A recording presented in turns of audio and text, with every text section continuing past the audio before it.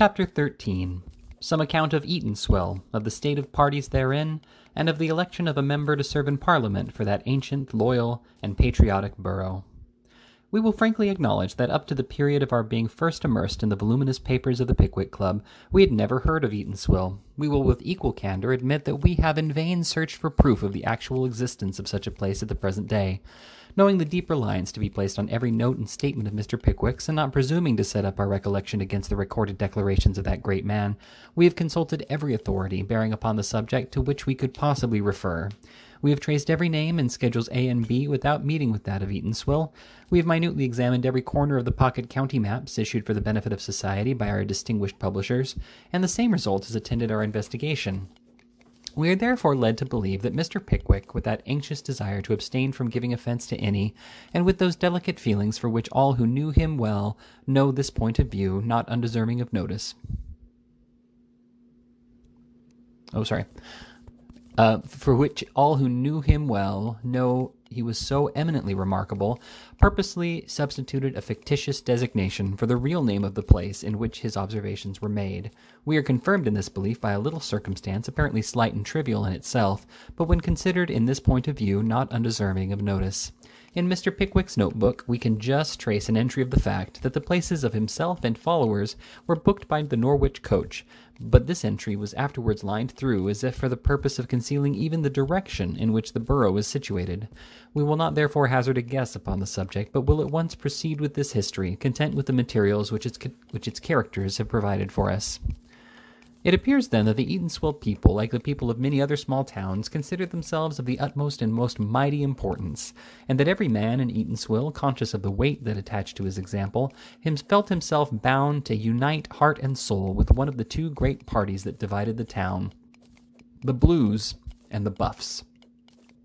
Now the Blues lost no opportunity of opposing the Buffs, and the Buffs lost no opportunity of opposing the Blues, and the consequence was that whenever the Buffs and Blues met together at public meeting, town hall, fair, or market, disputes and high words arose between them. With these dissensions, it is almost superfluous to say that everything in Eatanswill was made a party question. If the Buffs proposed to new skylight the marketplace, the Blues got up public meetings and denounced the proceeding. If the Blues proposed the erection of an additional pump in the High Street, the Buffs rose as one man and stood aghast at the enormity. There were Blue shops and Buff shops, Blue inns and Buff inns. There was a Blue aisle and a Buff aisle in the very church itself.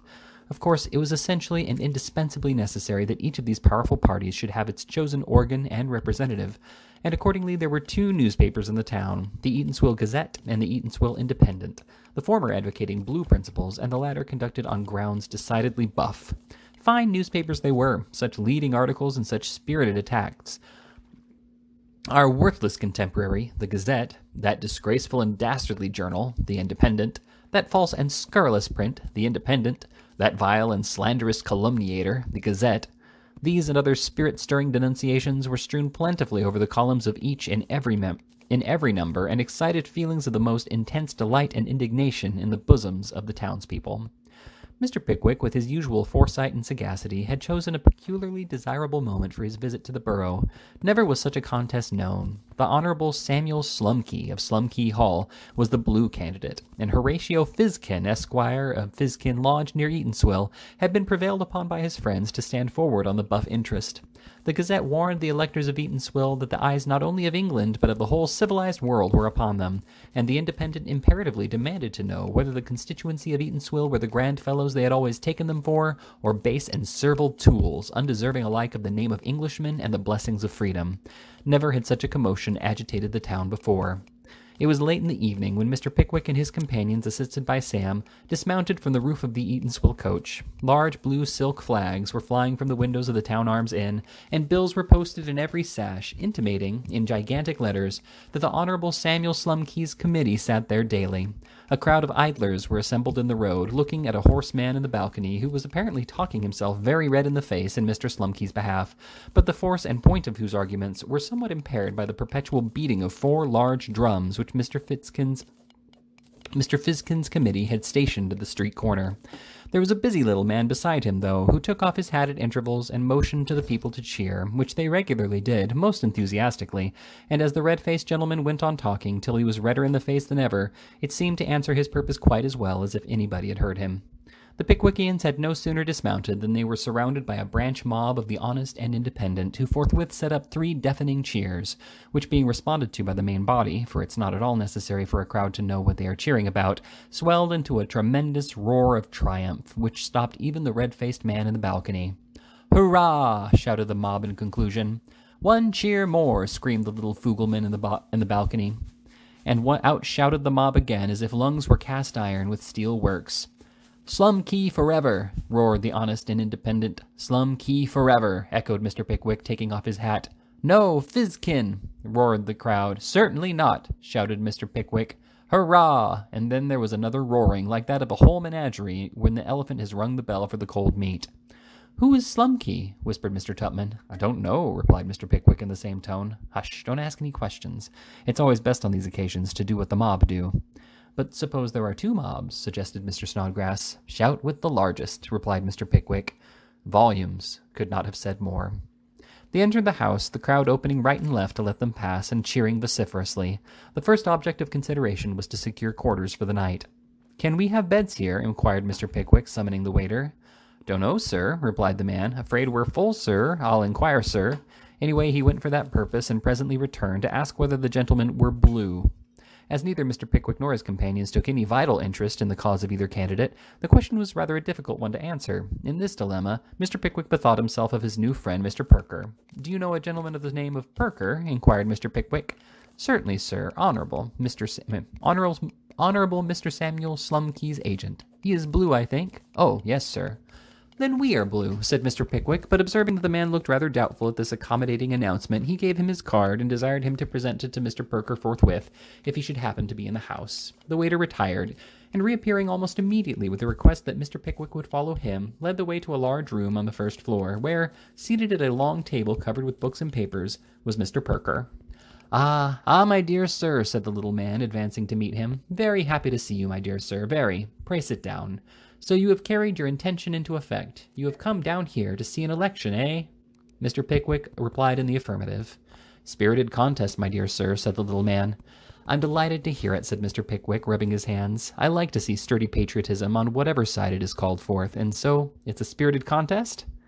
"Oh, yes," said the little man, "very much so indeed. We have opened all the public houses in the place and left our adversary nothing but the beer shops. Masterly stroke of policy that, my dear sir, eh?" The little man smiled complacently and took a large pinch of snuff. "And what are the probabilities as to the result of the contest?" inquired Mr. Pickwick. "Why, doubtful, my dear sir, rather doubtful as yet," replied the little man. "Fizkin's people have got 33 voters in the lock-up coach house of the White Hart." "In the coach house?" said Mr. Pickwick, considerably astonished by this second stroke of policy. "They keep 'em locked up there till they want 'em," resumed the little man. "The effect of that is, you see, to prevent our getting at them, and even if we could, it would be of no use, for they keep them very drunk on purpose. Smart fellow, Fizkin's agent. Very smart fellow indeed." Mr. Pickwick stared, but said nothing. "We are pretty confident, though," said Mr. Perker, sinking his voice almost to a whisper. "We had a little tea party here last night. 45 women, my dear sir, and gave every one of 'em a green parasol when she went away." "A parasol?" said Mr. Pickwick. "Fact, my dear sir, fact. 45 green parasols at 7 and 6 apiece. All women like finery. It's extraordinary the effect of those parasols. Secured all their husbands and half their brothers. Beat stockings and flannel and all that sort of thing. Hollow. My idea, my dear sir, entirely. Hail, rain, or sunshine, you can't walk 6 yards up the street without encountering 6 green parasols." Here the little man indulged in a convulsion of mirth, which was only checked by the entrance of a third party. This was a tall, thin man with a sandy-colored head inclined to baldness, and a face in which solemn importance was blended with a look of unfathomable profundity. He was dressed in a long brown surtout, with a black cloth waistcoat and drab trousers. A double eyeglass dangled at his waistcoat, and on his head he wore a very low-crowned hat with a broad brim. The newcomer was introduced to Mr. Pickwick as Mr. Pott, the editor of the Eatanswill Gazette. After a few preliminary remarks, Mr. Pott turned round to Mr. Pickwick and said with solemnity, "This contest excites great interest in the metropolis, sir." "I believe it does," said Mr. Pickwick.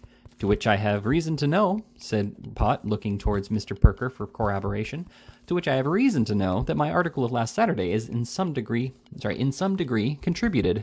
Not the least doubt of it, said the little man. The press is a mighty engine, sir, said Pott.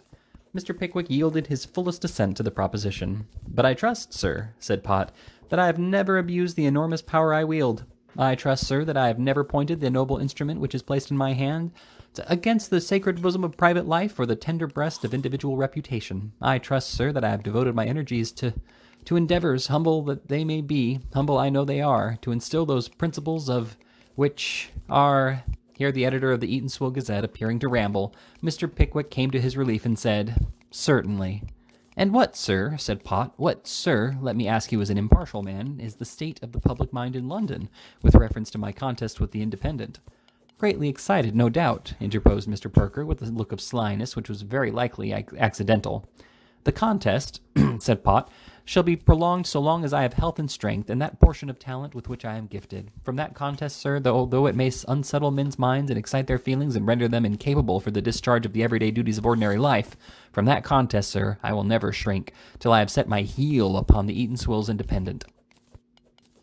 I wish the people of London and the people of this country to know, sir, that they may rely upon me, that I will not desert them, that I am resolved to stand by them, sir, to the last. Your conduct is most noble, sir, said Mr. Pickwick, and he grasped the hand of the magnanimous Pott. You are, sir, I perceive, a man of sense and talent, said Mr. Pott, almost breathless with the vehemence of his patriotic declaration.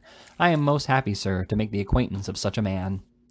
And I, said Mr. Pickwick, feel deeply honored by this expression of your opinion. Allow me, sir, to introduce you to my fellow travelers, the other corresponding members of the club I am proud to have founded. I shall be delighted, said Mr. Pott. Mr. Pickwick withdrew, and returning with his friends, presented them in due form to the editor of the Eatanswill Gazette. Now, my dear Pott, said little Mr. Perker, the question is, what are we to do with our friends here? We can stop in this house, I suppose, said Mr. Pickwick. Not a spare bed in the house, my dear sir, not a single bed. Extremely awkward, said Mr. Pickwick. Very, said his fellow voyagers. I have an idea upon this subject, said Mr. Pott, which I think may be very successfully adopted. They have 2 beds at the Peacock, and I can boldly say on behalf of Mrs. Pott that she will be delighted to accommodate Mr. Pickwick and any one of his friends, if the other 2 gentlemen and their servant do not object to shifting as they best can at the Peacock. After repeated pressings on the part of Mr. Pott and repeated protestations on that of Mr. Pickwick that he could not think of incommoding or troubling his amiable wife, it was decided that it was the only feasible arrangement that could be made. So it was made, and after dinner together at the Town Arms, the friends separated, Mr. Tupman and Mr. Snodgrass repairing to the Peacock, and Mr. Pickwick and Mr. Winkle proceeding to the mansion of Mr. Pott, it having been previously arranged that they should all reassemble at the Town Arms in the morning and accompany the Honourable Samuel Slumkey's procession to the place of nomination. Mr. Pott's domestic circle was limited to himself and his wife. All men whom mighty genius has raised to a proud eminence in the world, have usually some little weakness which appears the more conspicuous from the contrast it presents to their general character. If Mr. Pott had a weakness, it was, perhaps, that he was rather too submissive to the somewhat contemptuous control and sway of his wife. We do not feel justified in laying any particular stress upon the fact, because on the present occasion all Mrs. Pott's most winning ways were brought into requisition to receive the 2 gentlemen. My dear, said Mr. Pott, Mr. Pickwick of London. Mrs. Pott received Mr. Pickwick's paternal grasp of the hand with enchanting sweetness, and Mr. Winkle, who had not been announced at all, sidled and bowed unnoticed in an obscure corner. P, my dear, said Mrs. Pott. My life, said Mr. Pott. Pray introduce the other gentleman. I beg 1,000 pardons, said Mr. Pott. Permit me, Mrs. Pott. Mr. Winkle, said Mr. Pickwick. Winkle, echoed Mr. Pott, and the ceremony of introduction was complete. We owe you many apologies, ma'am, said Mr. Pickwick, for disturbing your domestic arrangements at so short a notice. I beg you won't mention it, sir, replied the feminine Pott with vivacity. It is a high treat to me, I assure you, to see any new faces living as I do from day to day and week to week in this dull place and seeing nobody. Nobody, my dear, exclaimed Mr. Pott archly. Nobody but you, retorted Mrs. Pott with asperity. You see, Mr. Pickwick, said the host in explanation of his wife's lament, that we are in some measure cut off from many enjoyments and pleasures of which we might otherwise partake. My public station as editor of the Eatanswill Gazette, the position which that paper holds in this country, my constant immersion in the vortex of politics. P, my dear, interposed Mrs. Pott. My life, said the editor. I wish, my dear, you would endeavor to find some topic of conversation in which these gentlemen might take some rational interest. But, my love, said Mr. Pott with great humility, Mr. Pickwick does take an interest in it. It's well for him if he can, said Mrs. Pott emphatically. I am wearied out of my life with your politics and quarrels with the Independent and nonsense. I am quite astonished, P., at your making such an exhibition of your absurdity. But, my dear, said Mr. Pott. Oh, nonsense, don't talk to me, said Mrs. Pott. Do you play écarté, sir? I shall be very happy to learn under your tuition, replied Mr. Winkle. Well, then, draw that little table into this window and let me get out of hearing of those prosy politics. Jane, said Mr. Pott to the servant who brought in candles, go down into the office and bring me up the file of the Gazette for 1826. I'll read you, added the editor, turning to Mr. Pickwick. I'll just read you a few of the leaders I wrote at that time upon the buff job of appointing a new tollman to the turnpike here. I rather think they'll amuse you. I should like to hear them very much indeed, said Mr. Pickwick. Up came the file, and down sat the editor with Mr. Pickwick at his side. We have in vain pored over the leaves of Mr. Pickwick's notebook in the hope of meeting with a general summary of these beautiful compositions. We have every reason to believe that he was perfectly enraptured with the vigor and freshness of the style. Indeed, Mr. Winkle has recorded the fact that his eyes were closed, as if with excess of pleasure, during the whole time of their perusal. The announcement of supper put a stop both to the game of écarté and the recapitulation of the beauties of the Eatanswill Gazette. Mrs. Pott was in the highest spirits and most agreeable humor. Mr. Winkle had already made considerable progress in her good opinion, and she did not hesitate to inform him, confidentially, that Mr. Pickwick was a delightful old dear. These terms convey a familiarity of expression in which few of those who were intimately acquainted with that colossal-minded man would have presumed to indulge. We have preserved them, nevertheless, as affording at once a touching and a convincing proof of the estimation in which he was held by every class of society, and the ease with which he had made his way to their hearts and feelings. It was a late hour of the night, long after Mr. Tupman and Mr. Snodgrass had fallen asleep in the inmost recesses of the Peacock, when the two friends retired to rest. Slumber soon fell upon the senses of Mr. Winkle, but his feelings had been excited and his admiration roused, and for many hours after sleep had rendered him insensible to earthly objects.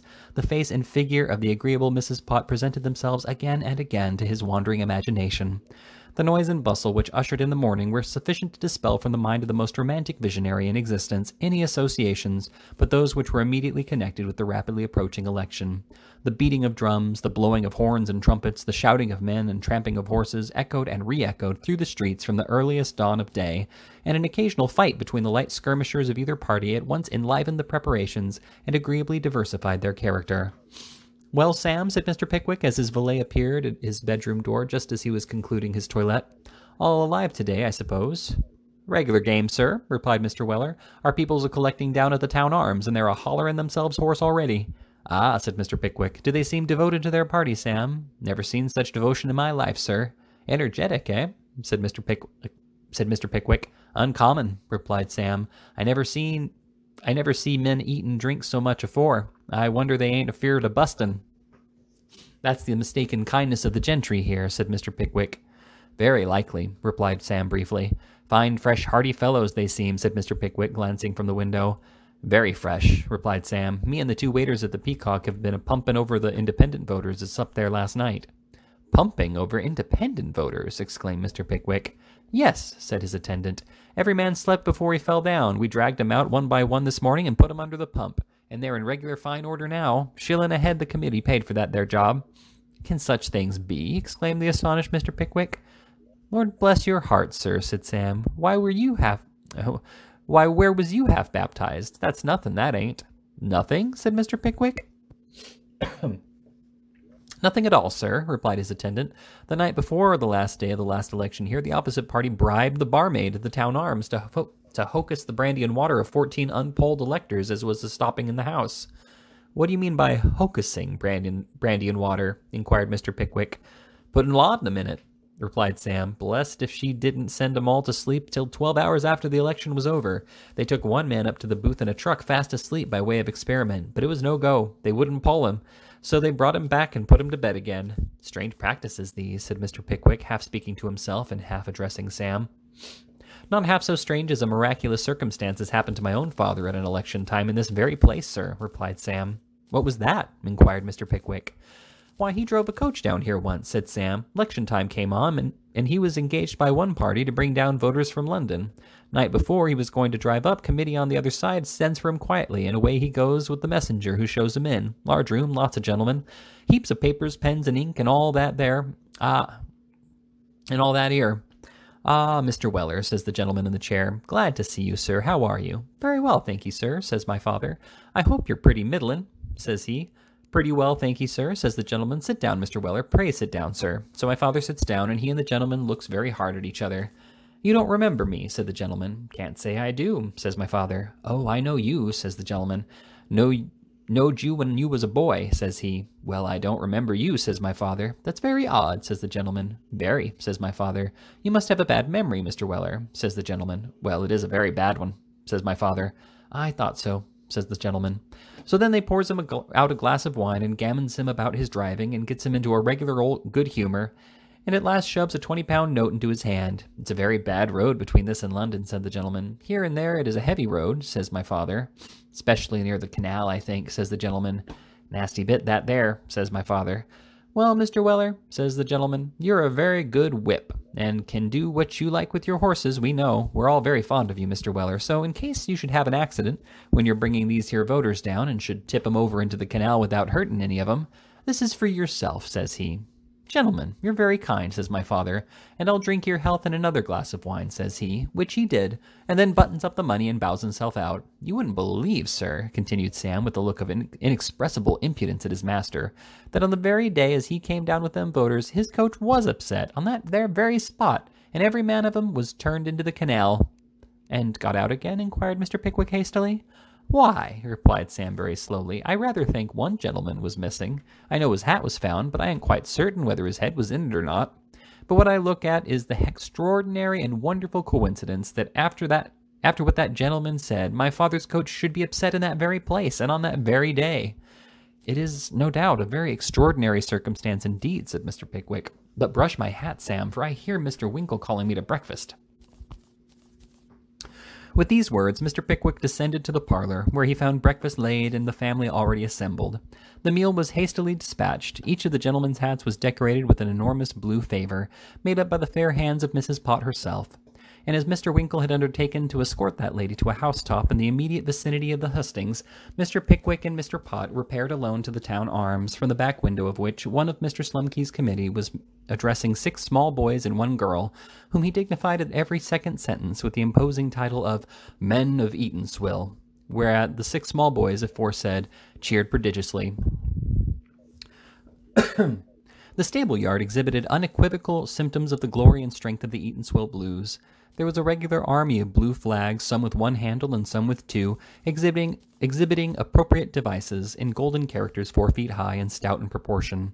There was a grand band of trumpets, bassoons, and drums, marshaled 4 abreast and earning their money if ever men did, especially the drum beaters, who were very muscular. There were bodies of constables with blue staves, 20 committee men with blue scarves, and a mob of voters with blue cockades.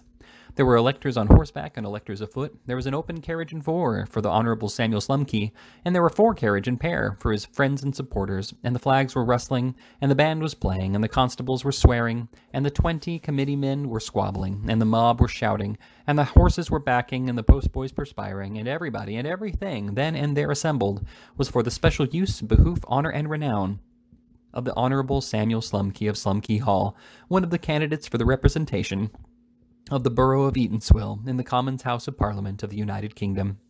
Loud and long were the cheers, and mighty was the rustling of one of the blue flags, with Liberty of the Press inscribed thereon, when the sandy head of Mr. Pott was discerned in one of the windows by the mob beneath, and tremendous was the enthusiasm when the Honourable Samuel Slumkey himself, in top boots and a blue neckerchief, advanced and seized the hand of the said Pott, and melodramatically testified by gestures to the crowd his ineffaceable obligations to the Eatanswill Gazette. "Is everything ready?" said the Honourable Miss Samuel Slumkey to Mr. Perker. "Everything, my dear sir," was the little man's reply. "Nothing has been omitted, I hope," said the Honourable Samuel Slumkey. "Nothing has been left undone, my dear sir. Nothing whatever. There are 20 washed men at the street door for you to shake hands with, and 6 children in arms that you're to pat on the head and inquire the age of. Be particular about the children, my dear sir. It has always a great effect, that sort of thing." "I'll take care," said the Honourable Samuel Slumkey. "And perhaps, my dear sir," said the cautious little man, "perhaps if you could, I don't mean to say it's indispensable, but if you could manage to kiss one of them, it would produce a very great impression on the crowd." Wouldn't have as good an effect if the proposer or seconder did that, said the Honorable Samuel Slumkey. Why, I am afraid it wouldn't, replied the agent. If it were done by yourself, my dear sir, I think it would make you very popular. Very well, said the Honorable Samuel Slumkey with a resigned air. Then it must be done, that's all. Arrange the procession, cried the 20 committeemen. Amidst the cheers of the assembled throng, the band and the constables and the committeemen and the voters and the horsemen and the carriages took their places, each of the 2-horse vehicles being closely packed with as many gentlemen as could manage to stand upright in it, and that assigned to Mr. Perker, containing Mr. Pickwick, Mr. Tupman, Mr. Snodgrass, and about half a dozen of the committee besides. There was a moment of awful suspense as the procession waited for the Honorable Samuel Slumkey to step into his carriage. Suddenly the crowd set up a great cheering. "He has come out," said little Mr. Perker, greatly excited, the more so as their position did not enable them to see what was going forward. Another cheer, much louder. "He has shaken hands with the men," cried the little agent. Another cheer, far more vehement. "He has patted the babies on the head," said Mr. Perker, trembling with anxiety. A roar of applause that rent the air. "He has kissed one of 'em," exclaimed the delighted little man. A second roar. "He has kissed another," gasped the excited manager. A third roar. "He's kissing 'em all," screamed the enthusiastic little gentleman, and hailed by the deafening shouts of the multitude, the procession moved on. How or by what means it became mixed up with the other procession, and how it was ever extricated from the confusion consequent thereupon, is more than we can undertake to describe, inasmuch as Mr. Pickwick's hat was knocked over his eyes, nose, and mouth by one poke of a buff flagstaff very early in the proceedings. He describes himself as being surrounded on every side, when he could catch a glimpse of the scene, by angry and ferocious countenances, by a vast cloud of dust, and by a dense crowd of combatants. He represents himself as being forced from the carriage by some unseen power, and being personally engaged in a pugilistic encounter, but with whom or how or why he is wholly unable to state. He then felt himself forced up some wooden steps by the persons from behind, and on removing his hat, found himself surrounded by his friends in the very front of the left-hand side of the hustings.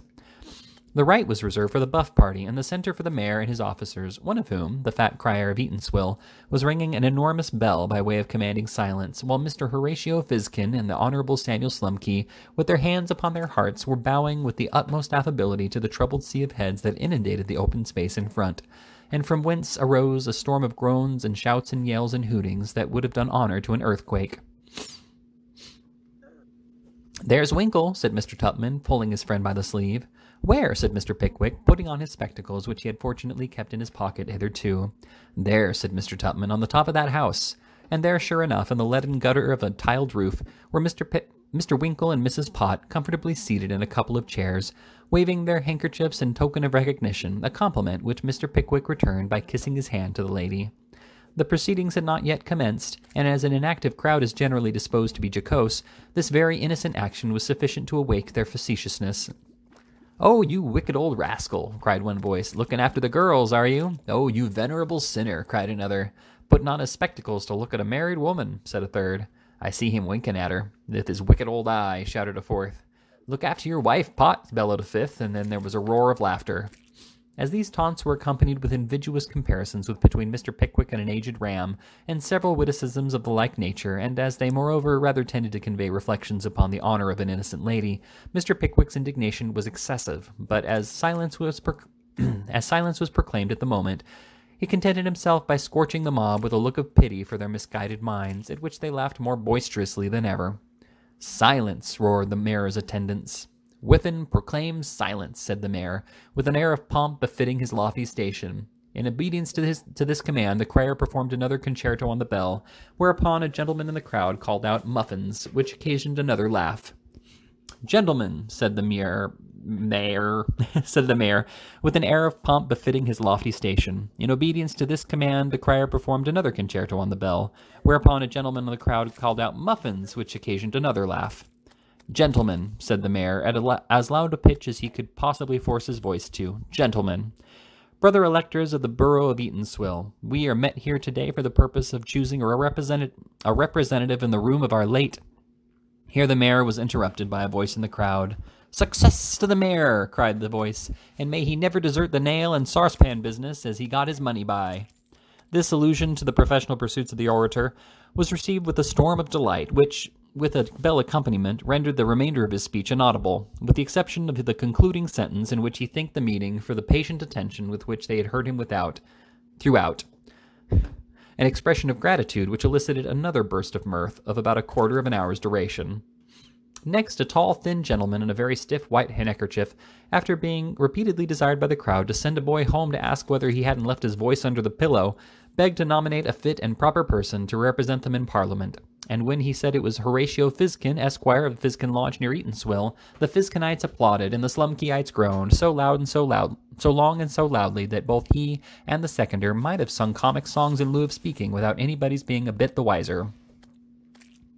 The friends of Horatio Fizkin Esquire, having had their innings, a little choleric, pink-faced man stood forward to propose another fit and proper person to represent the electors of Eatanswill in Parliament, and very swimmingly the pink-faced gentleman would have got on, if he had not been rather too choleric to entertain a sufficient perception of the fun of the crowd.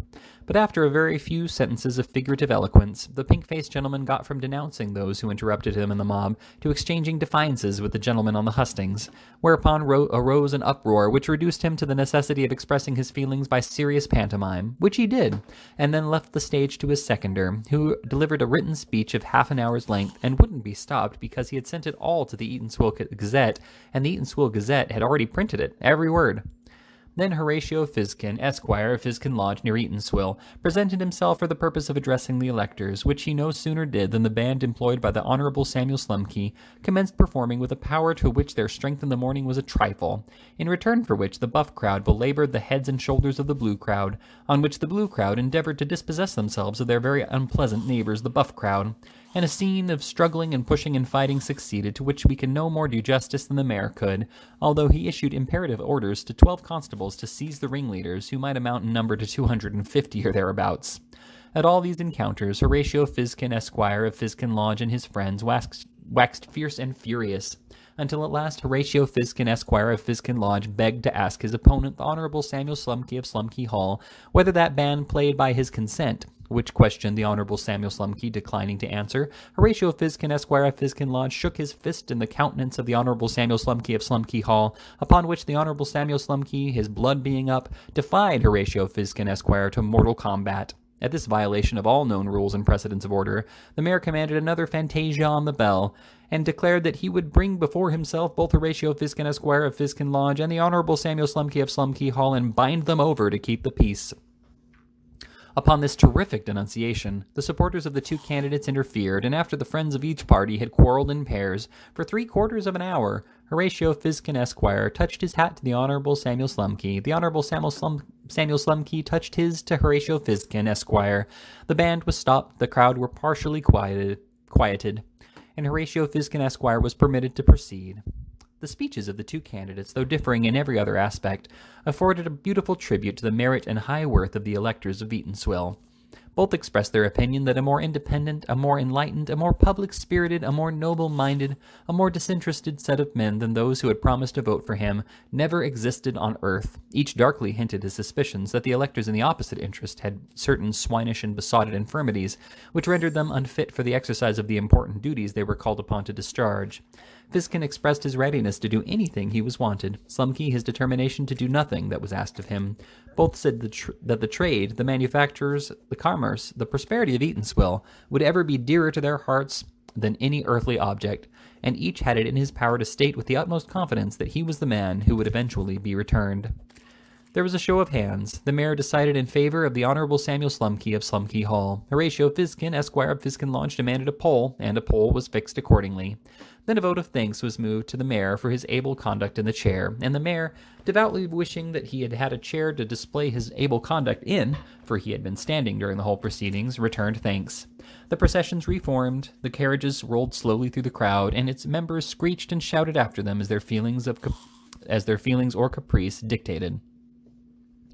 During the whole time of the polling, the town was in a perpetual fever of excitement. Everything was conducted on the most liberal and delightful scale. Excisable articles were remarkably cheap at all the public houses, and spring vans paraded the streets for the accommodation of voters who were seized with any temporary dizziness in the head, an epidemic which prevailed among the electors during the contest to a most alarming extent, and under the influence of which they might frequently be seen lying on the pavements in a state of utter insensibility. A small body of electors remained unpolled on the very last day. They were calculating and reflecting persons who had not yet been convinced by the arguments of either party, although they had frequent conferences with each. 1 hour before the close of the poll, Mr. Perker solicited the honor of a private interview with these intelligent, these noble, these patriotic men. It was granted. His arguments were brief but satisfactory. They went in a body to the poll, and when they returned, the Honorable Samuel Slumkey of Slumkey Hall was returned also.